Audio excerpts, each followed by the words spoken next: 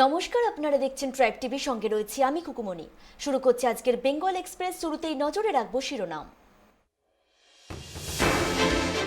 SSC নিয়োগ দুর্নীতি মামলায় একযোগে রাজ্যের 14টি জায়গায় অভিযান চালালো ইডি।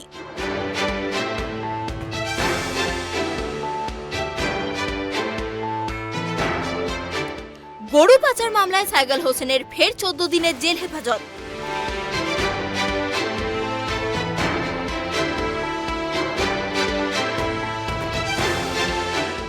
এসএসসি দুর্নীতি মামলায় পরেশ কন্যাকে ম্যারাথন জিজ্ঞাসাবাদ ইডির।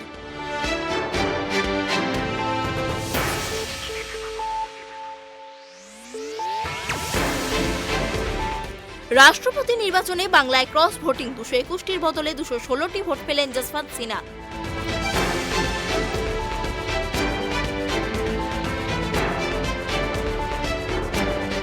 ইডির 8 ঘন্টার জেরায় অসুস্থ পার্থ চট্টোপাধ্যায় বাড়িতে 3 চিকিৎসক।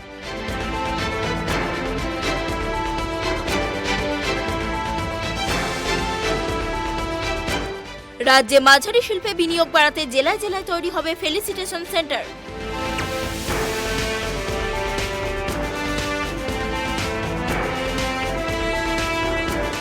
ব্রহ্ম ধর্মের পীঠস্থান বিশ্বভারতীতে কালী পুজো নিয়ে লেকচার, বিতর্ক তুঙ্গে।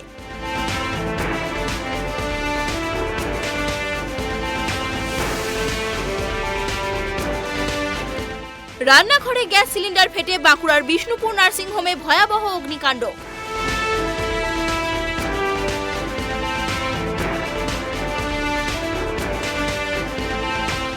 সপ্তাহান্তে রাজ্যের দক্ষিণবঙ্গে বৃষ্টি বাড়ার সম্ভাবনা।